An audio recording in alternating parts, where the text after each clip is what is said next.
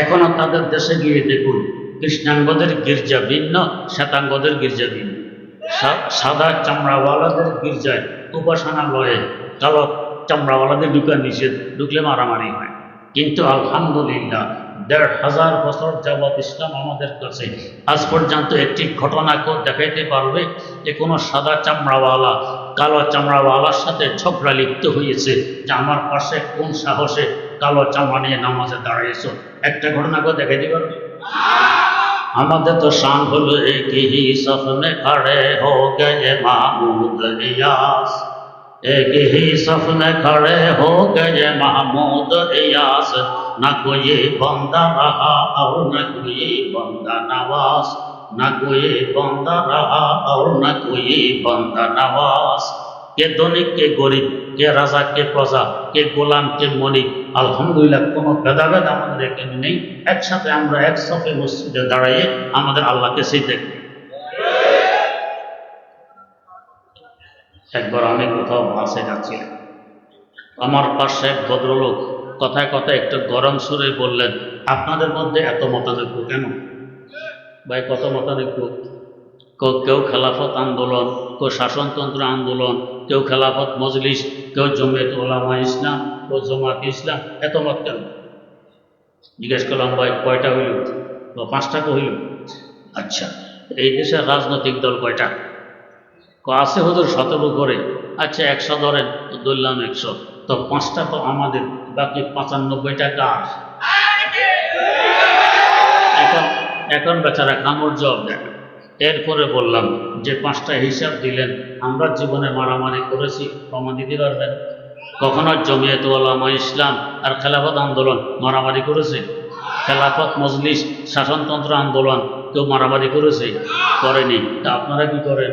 একজন আরেকজনের রক্তের পিপাসু, ওইটা দেখেন না 95 ভাগে বিভক্ত, ওইটা দৃষ্টিগোচর হয় না? আমাদের 5 ভাগ নিয়ে তো মাথা ব্যথা কেন? তো আমাদের উপর অবস্থা, নিজেরটা দেখেন আরেকজনটা নিয়ে মাথা ব্যথা। যাই হোক, তো হজ আমাদের পরিচিতির চিকিৎসা করে বিদায়, মৌলিক রোগের চিকিৎসা। তাই হজ হইল একটি মৌলিক বিধান, ইসলামের স্তম্ভ। তবে প্রত্যেক বস্তুর দ্বিমুখী হয়, চাইলে ভালো কাজেও ব্যবহার করা যায়, চাইলে মন্দ কাজেও ব্যবহার করা যায়। একখানা চুরি আপনি যদি কোরবানির দিন কোরবানির পশুর গলায় বিসমিল্লাহে আল্লাহু আকবর বলে চালাইয়ে দেন, ইবাদত হয়, সওয়াব হয়। আর এই চুরি যদি মানুষের গলায় চালানো হয়, এখন গুনাহ হয়। তেমনিভাবে ইবাদত বলি, 2 ব্যক্তি মসজিদে প্রবেশ করেছে, একজনের নিয়ত আল্লাহকে সিজদা করে আমার আল্লাহকে হাত করবে, আর আরেকজনের নিয়ত মুসল্লিরা সিজদায় গেলে জুতা নিয়ে পালাবো। তো দুজনের তো মসজিদে প্রবেশ, একজনের প্রবেশ ইবাদত, আরেকজনের প্রবেশ মারাত্মকতম গুনাহ। হজ এমন যে হজ আল্লাহ পাক দিয়েছেন পরিচিতির চিকিৎসার জন্য, চাইলে এই হজকে পরিচিতির জন্য ব্যবহার করা যায়। তাই দেখা যায় আল্লাহ ক্ষমা করুন, হজে যাওয়ার সময় গুরু ফটো নেটে কিংবা পত্রিকায় দিয়ে আমি সপরিবারে হজে যাচ্ছি, আপনাদের কাছে দোয়া কামনা করছি। আবার ফিরে আসার পরে আবার গুরু ফটো নেটে কিংবা পত্রিকায় আমি হজ করে ফিরে এসেছি, আপনাদের কৃতজ্ঞতা প্রকাশ করি। তো দোয়া কামনা করার, কৃতজ্ঞতার প্রকাশের আর জায়গা ছিল না।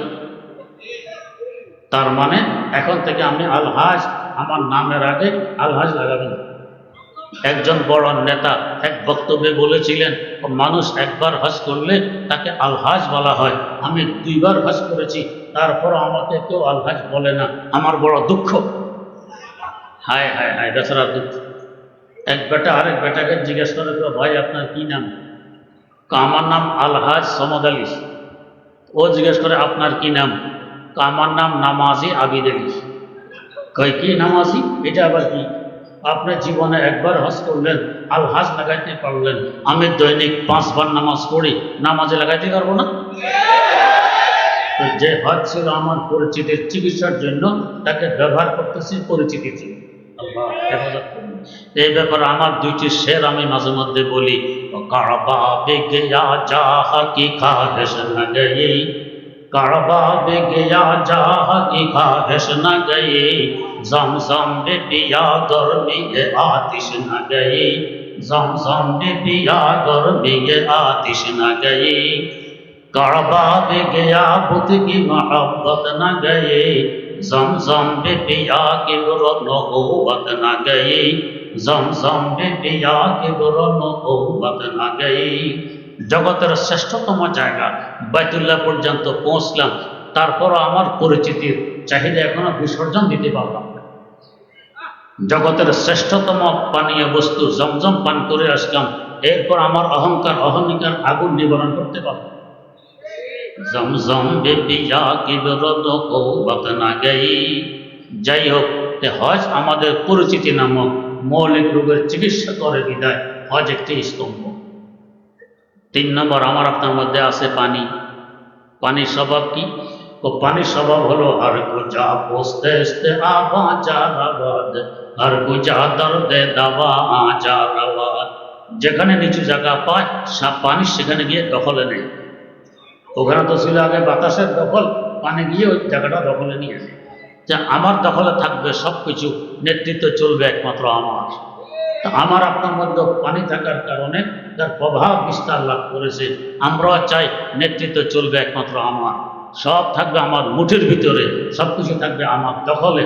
একটি মৌলিক রোগ। এ রোগের চিকিৎসার জন্য আল্লাহ পাক দিয়েছেন রোজা। রোজা মানুষের খাহেসার চাহিদা মিটায়। গরমের দিন দুপুর বেলা খুব পিপাসা, ঠান্ডা পানি ফ্রিজে আছে, ঠান্ডা শরবতও ফ্রিজে আছে, চাইলে পান করে পিপাসা নিবারণ করতে পারি। রোজা বাধা দেয়, খবরদার তুমি রোজাদার, তোমার এই চাহিদা এখন পূরণ করা যাবে না, সূর্য অস্ত পর্যন্ত অপেক্ষা করা লাগে। লম্বা দিন, বিকেল হয়ে গেছে, প্রচন্ড ক্ষুধা, সুস্বাদু খাবার পাকানো আছে, চাইলে পেট বোঝাই করতে পারি। রোজা বলে খবরদার, তোমার চাহিদা এখন পূরণ করা যাবে না, এ খাহেশ মিটানো যাবে না, তুমি রোজাদার, সূর্য অস্ত পর্যন্ত সবর করতে হবে। এর নেতৃত্বের চাহিদার চিকিৎসা করে রোজা, একটি মৌলিক রোগের চিকিৎসা। রোজা দিনের একটি স্তম্ভ। 4 নম্বর আমার আপনার মধ্যে আছে মাটি। মাটির স্বভাব কি? মাটির স্বভাব হলো শামসে চু বেড়দা জমিরা কর্ম করবে জমি জুমলা হদসহারা বকো, জমি জুমলা হদসহারা বকো। সব কিছু মাটি হজম করে নিজের বানাই দেবে, সব হবে আমার। এমনকি ময়লা আবর্জনা পায়খানা প্রস্রাব পর্যন্ত মাটি হজম করে নিজের বানায়, এটাও ছাড়তে রাজি নেই। আমার আপনার মধ্যে মাটি থাকার কারণে তার প্রভাব বিস্তার লাভ করেছে। আমরাও চাই সব হবে আমার। এক দুনিয়া আমার হলে আরেক দুনিয়া লাগবে, এই পিপাসা কখনো মিটে না, এই চাহিদা কখনো মিটে না। এমন মানুষও আমার সামনে আছে, ছেলে নেই, মেয়ে নেই, স্ত্রীও মারা গেছে, কেউ নেই, আছে একা। এরপরও চাঁদাবাজি বন্ধ নেই, মস্তানি বন্ধ নেই। 8 তলা বিল্ডিং 2টি নির্মাণ করেছে, আরো করা লাগবে। কিন্তু এখন মাশাআল্লাহ আবার গায়েব, এখন নেই, পুরা বিল্ডিং খালি, কে থাকবে? হায় হায়, এটা মাটির প্রভাব। উল্টা বস্তু দিয়ে চিকিৎসা। তাই এই মৌলিক রোগ লোভার লালসার চিকিৎসার জন্য আল্লাহ পাক দিয়েছেন যাকাত। লোভ বলে সম্পদ আমার দিকে আসুক, যাকাত বলে উল্টা দিকে যাক।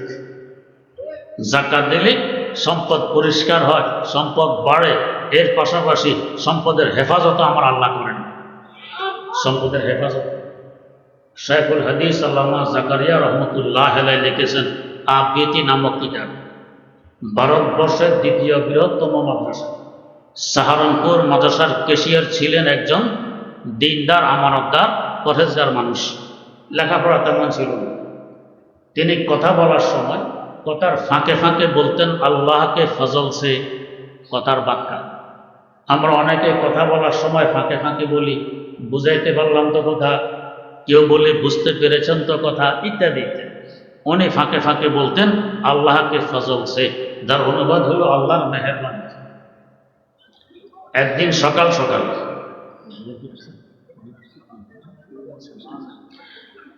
সকালবেলা মাদ্রাসায় এসে উস্তাদদের সামনে বলতেছেন আজ রাত তো আল্লাহকে ফজল সে আল্লাহ কা গজব हो गया। আজ রাত তো আল্লাহর মেহেরবানিতে আল্লাহর গজব হয়ে গেছে। সবাই হেসে দিল। আসল কথা তো গজব হয়ে গেছে, আল্লাহকে ফজল সে তার কথার বাক্যা। ওস্তাদরা জিজ্ঞেস করলেন যে कैसे আল্লাহকে ফজল সে আল্লাহ কা গজব हो गया, কিভাবে? আল্লাহর মেহেরবানিতে আল্লাহর গজব হয়ে গেছে। তো বললেন, আমি শুয়েছিলাম, ঘুমিয়েছিলাম, এর মধ্যে খটখট আওয়াজে আমার ঘুম ভেঙে যায়। ঘুম ভাঙার পর দেখি 4-5 জন মানুষ আমার আলমিরা তালা ভাঙার চেষ্টা করতেছে, মানে চোর। এই পরিস্থিতি আমরা কি বলতাম? চোর চোর বলে চিৎকার দিতাম। কিন্তু আল্লাহর বান্দা চিৎকার দিলেন। আমরা যদি চিৎকারের সাহস নাও পেতাম, অন্তত বলতাম, ভাইয়েরা আমি গরিব মানুষ, তালা ভাঙলে তোমাদের কোনো লাভ হবে না, শ্রমটা বেকার যাবে, এটার ভিতরে কিছু নেই। কিন্তু আল্লাহর বান্দা বললেন কি, আরে ভাই, এটার ভিতরে তো আমার টাকা আছে, মাদ্রাসার টাকাও এটার ভিতরে, এলাকার বহু লোকজনের আমানতের টাকাও আছে এটার ভিতরে। জানাই দিলেন যে ভিতরে টাকা বোঝাই। বলে এ কথা জানাই দিলাম আর বললাম, তবে তোমাদের আব্বাকেও যদি ডেকে নিয়ে আসো, এই তালা ভাঙতে পারবে না। কেন? इसलिए कि मैं ज़कात अदा किया करता हूँ, এই জন্য যে আমি জাকাত আদায় করি। তো এই কথা বলে আমি আবার ঘুমিয়ে পড়ি। চোর ঘরে রেখে কোন সাহসে ঘুমায়, চিন্তা করুন। কি আস্থা আমার আল্লাহর উপর, কি মজবুত ঈমান। তো ভোর রাতে ঘুম থেকে উঠে দেখি এরা এখন আর চেষ্টা অব্যাহত আছে তালা ভাঙার। আবারও বললাম, বা এটার ভিতরে আমার টাকা আছে, মাদ্রাসার টাকা আছে, এলাকার বহু লোকজনের আমানতের টাকাও আছে, তবে তোমাদের আব্বাকেও যদি নিয়ে আসো, এই তালা ভাঙার নয়। কেন? আমি জাকাত আদায় করি। তো এই কথা বলে আমি চলে গেছি মসজিদে নামাজ পড়তে। নামাজ কালাম পড়ে সকালে ফিরে এসে দেখি এরা কেউ নেই। আমার তালাও ঠিক, আলমিরাও ঠিক, টাকা পয়সাও ঠিক, কিছু নিতে পারে। জাকাতের বৈশিষ্ট্য আল্লাহ সম্পদের হেফাজত করে। এই চিকিৎসা বিজ্ঞ ডাক্তারের মাধ্যমে যদি করাইতে পারি, ফল হাতে আসে বেশি। নিজে নিজে করতে গেলে ওই পরিমাণ ফল আসে না, মাঝে মধ্যে হিতে বিপরীত হয়। আমার ড্রাইভার সাহেব দাঁতে ব্যথার ডাক্তারের কাছে গিয়ে দাঁত তুলে আনছেন। দাঁত উঠানোর জন্য ইঞ্জেকশন দিয়ে জায়গাটা অবশ করা হয়। ঘরে ফিরে দেখে এখনো রক্ত বন্ধ হয়নি। তো তুলায় স্যাভলন ভিজিয়ে দাঁতের নিচে দিয়ে 10 মিনিট চাপা দিয়ে বসে আছে। যখন অবশ শেষ, এখন দেখে স্যাভলনের ভিতরে চামড়া গোস্ত জ্বালিয়ে সারহার করে দিচ্ছে। এখন না ভাত খেতে পারে, না পানি পান করতে পারে, না কথা বলতে পারে। কেন এই দশা ঘটল? নিজের চিকিৎসা নিজে করতে গেছে। বিজ্ঞ ডাক্তারের মাধ্যমে করাইতে গেলে ডাক্তার জীবনে দ্বিতীয় তুলায় স্যাভলন লাগিয়ে দাঁতের নিচে রেখে চাপা দিয়ে 10 মিনিট বসে থাকতে দিত না, নিজে করতে গেছে। তো ডাক্তারের মাধ্যমে যদি চিকিৎসা করানো হয়, ফল হাতে আসে বেশি। কলিকাতায় এক ব্যক্তি খুব সুন্দর নামাজ পড়ে, মশহুর প্রসিদ্ধ, মানুষ দূর দূর থেকে তাকে দেখতে আসে, লোকটি সুন্দর নামাজ পড়ে। একদিন হাকিমুল উম্মত মুজাদ্দিদুল মিল্লাত হযরত শাহ আশরাফ আলী থানভী রহমতুল্লাহ আলাইহি কোনো কাজে কলিকাতা আসেন। তারও কৌতূহল হয় যে আমিও লোকটিকে একটু দেখে আসি কেমন নামাজ পড়ে। লোকটি কলিকাতা আলিয়া মাদ্রাসার মসজিদে নামাজ পড়তেন। হযরত আসলেন মসজিদে। হযরতকে দেখে ইমাম সাহেব নামাজ পড়ানোর সাহস পাচ্ছিলেন, বাধ্য হয়ে হযরতে নামাজটা পড়াই দিলেন। নামাজ পড়ার পর সন্ধ্যার নামাজওয়ালা লোকটি বলতেছে যে আমি সন্ধ্যার নামাজ পড়ে মানুষ বলা বলি করে, আমার কানও আওয়াজগুলো বাড়ি যায়। দূর দূর থেকে মানুষ সফর করে আমাকে দেখতে আসে, এটা আমার নলেজে আছে। আমি সন্ধ্যার নামাজ পড়ি। আজ যে মাওলানা থানভী 2 রাকাত নামাজ পড়লেন, যদি তিনি শুধু এই 2 রাকাত নামাজ আমাকে দিয়ে দিতে রাজি হন, আমি আমার সারা জীবনের সকল সুন্দর নামাজ তাকে দিয়ে দিই। কেন এই 2 রাকাত নামাজের এত দাম?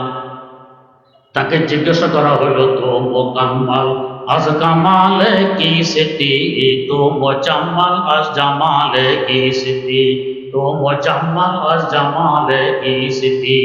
ও আশরাফ আলী, দাওরায়ে হাদিস তুমি পড়েছ, আমরাও পড়েছি। যে সমস্ত কিতাবাদি তুমি পড়েছ, আমরাও পড়েছি। তোমার দ্বারা এত কিতাব লেখা হচ্ছে, হেদায়েতের এত কাজ হচ্ছে, আমাদের দ্বারাই হয় না কেন? ব্যবধান কোথায়? জবাব দিলেন, মাম্মু কাম্মাল আজ কামালে হাজিয়াম, মাম্মু জাম্মাল আজ জামালে হাজিয়াম, মাম্মু জাম্মাল আজ জামালে হাজিয়াম। ও প্রশ্নকারী, সত্যই দাওরা হাদিস তোমরা পড়েছ, আমিও পড়েছি। যে সমস্ত কিতাবাদি আমি পড়েছি তোমরাও পড়েছ, বেশ কম হলো আমার এই সমস্ত কাজের পিছনে আমার হাজী সৈয়দ তায়েফা হযরত হাজী এমদাদুল্লাহ মুহাজিরের বকরি রাহিমাহুল্লাহু তাআলা জুতার তুলার বরকত। তার জুতা সোজা করা আশরাফ আলীর ভাগ্যে জুটেছিল বিদায় আশরাফ আলীর মাধ্যমে কাজগুলো হচ্ছে। তার জুতা সোজা করা তোমাদের ভাগ্যে জুটেনি বিদায় তোমাদের দ্বারা কাজগুলো হচ্ছে না। মাম্মো কামাল আজ কামালে হাজিয়াম, মাম্মো জামাল আজ জামালে হাজিয়াম। বিজ্ঞ ডাক্তারের মাধ্যমে চিকিৎসা করলে ফল হাতে আসে বেশি। আল্লাহ রাব্বুল আলামিন আমাদেরকে এমন একজন বিজ্ঞ ডাক্তার তথা আল্লাহর ওলির মাধ্যমে রোগের চিকিৎসা করে আত্মাকে বিশুদ্ধ করে উভয় জাহানে ধন্য হওয়ার তৌফিক দান করুন। সুবহানাল্লাহি ওয়া বিহামদিহি, সুবহানাকাল্লাহুম্মা ওয়া বিহামদিক, আশহাদু আল্লা